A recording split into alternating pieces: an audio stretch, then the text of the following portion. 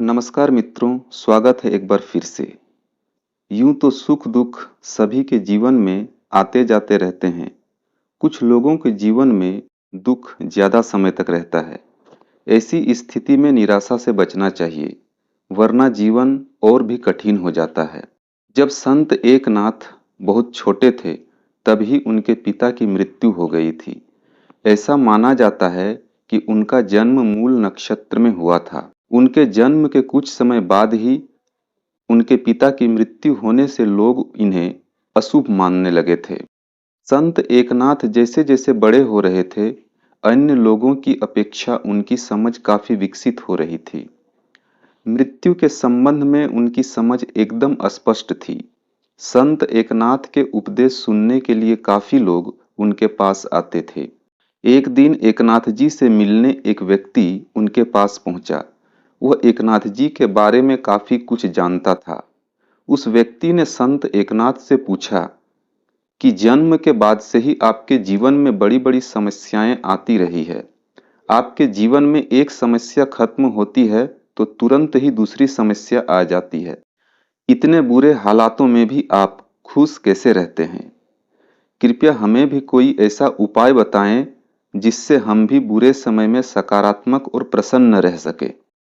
एकनाथ जी ने उस व्यक्ति की सारी बातें बहुत ध्यान से सुनी और जब वह व्यक्ति चुप हुआ तो उन्होंने कहा कि तुम्हारा प्रश्न तो सही है, लेकिन इस प्रश्न के उत्तर से ज्यादा जरूरी बात यह है कि आज से 7वें दिन तुम्हारी मृत्यु हो जाएगी।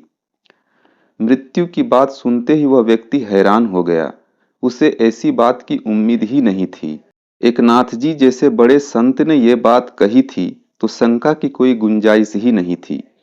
वह व्यक्ति अपना प्रश्न भूल गया और चुपचाप वहां से अपने घर लौट आया। घर पहुंचकर कुछ देर वह सोच विचार में डूबा रहा। काफी विचार के बाद अगले दिन से उसका व्यवहार पूरी तरह बदल गया था।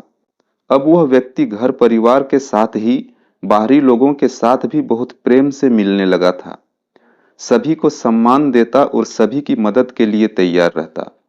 7 दिनों में उसके घर के और आसपास के लोग उसके बदले हुए व्यवहार की वजह से प्रसन्न थे। जब 7वें दिन वह व्यक्ति अच्छे से तैयार हुआ और शांत रहकर आंगन में लेट गया, वह सोच रहा था कि आज 7वां दिन है और एकनाथ जी की बात के अनुसार आज ही मेरी मृत्यु होनी है। पता नहीं कब और कैसे मेरी मृत्यु हो जाएगी। वह व्यक्ति आंगन में लेटा हुआ था और उसी समय संत एकनाथ उसके पास पहुंच गए। एकनाथ जी को देखकर वह व्यक्ति उठ खड़ा हुआ और प्रणाम करके उन्हें ऊंचे आसन पर बैठाया। एकनाथ जी ने उससे पूछा कि तुम्हारे ये 7 दिन कैसे रहे? व्यक्ति ने उत्तर दिया कि ये 7 दिन बहुत अच्छे रहे। ये मेरे जीवन का सबसे अच्छा समय रहा। मैंने सभी के साथ प्रेम से रहना शुरू कर दिया, तो सभी मेरे साथ भी प्रेम से रहने लगे। मैंने सभी को सम्मान दिया, तो बदले में मुझे भी सभी से सम्मान मिला। किसी से कोई विवाद नहीं किया, गुस्सा नहीं किया। इन दिनों मैंने धन कमाने के लिए लालच भी नहीं किया। किसी से झूठ नहीं बोला। मेरा मन एकदम शांत था और मैं सोच रहा था कि मरना ही है तो बिना वजह से किसी के साथ रिश्ते क्यों खराब करूं। एकनाथ जी बोले कि भाई, तुमने मुझसे मेरी प्रसन्नता की वजह पूछी थी। मेरी प्रसन्नता का भी यही रहस्य है। मैं ये जानता हूं कि मृत्यु अटल है, एक न एक दिन आएगी ही। इसलिए मैंने तुमसे ये कहा था कि 7 दिन बाद तुम्हारी मृत्यु हो जाएगी। जब तुमने ये बात मान ली कि 7 दिन बाद मैं मर जाऊंगा, तो तुम प्रसन्न रहने लगे।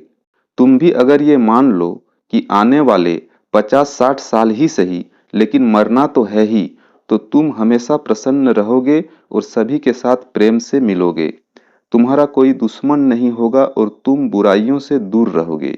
ये बातें हमेशा ध्यान रखोगे तो तुम भी मेरी ही तरह मुश्किल समय में भी प्रसन्न रहोगे।